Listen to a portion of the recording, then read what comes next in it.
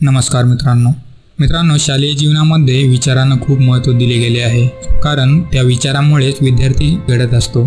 आज आपण पाहूयात शालेय सुविचार। तर चला तर सुरू करूयात। स्वागत आहे आपलं मराठी इम्पॅक्टमध्ये।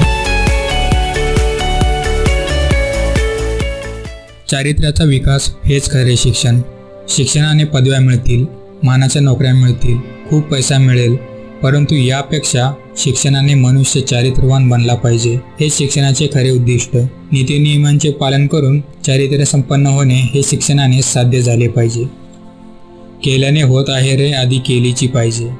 कोणतीही गोष्ट आपण केल्यानेच होत असते, परंतु त्या गोष्टीबाबत नुसता विचार करून भागत नाही, तर त्या विचाराप्रमाणे ती गोष्ट लगेच केली पाहिजे। म्हणजे शब्दापेक्षा कृतीला महत्त्व असते।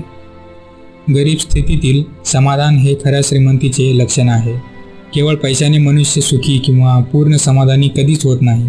सारे श्रीमंत लोक सुखात राहिलेले दिसले असते, परंतु जो पैशाने श्रीमंत नाही पण असेल त्या परिस्थितीत आनंदी राहतो, तोच खरा श्रीमंत। गेलेल्या संधीबद्दल रडत बसण्यापेक्षा येणाऱ्या संधीचे स्वागत करा।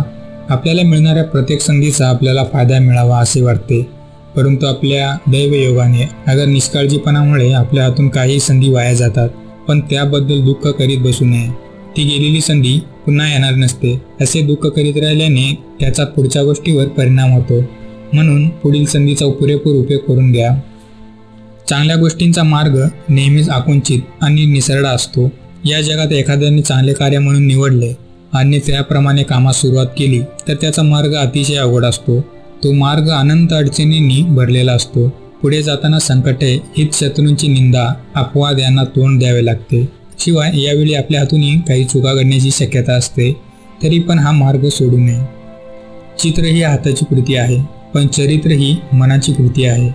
आपणास पाहिजे असे चित्र चित्रकार कागदावर काढू शकतो। ते पाहिजे त्या रंगाने रंगवतो, तो त्यात आपल्या इच्छेप्रमाणे बदल करू शकतो। म्हणजे चित्र ही हाताची कृती आहे, परंतु आपले चरित्र कसे असावे हे आपल्या मनावर अवलंबून असते। यासाठी मनाला चांगले वळण लावावे, त्यातूनच आपले चरित्र घडत असते। चांगले विचार मनात फार वेळ टिकत नाहीत, म्हणून ते मनात येताच त्वरित कृती करा।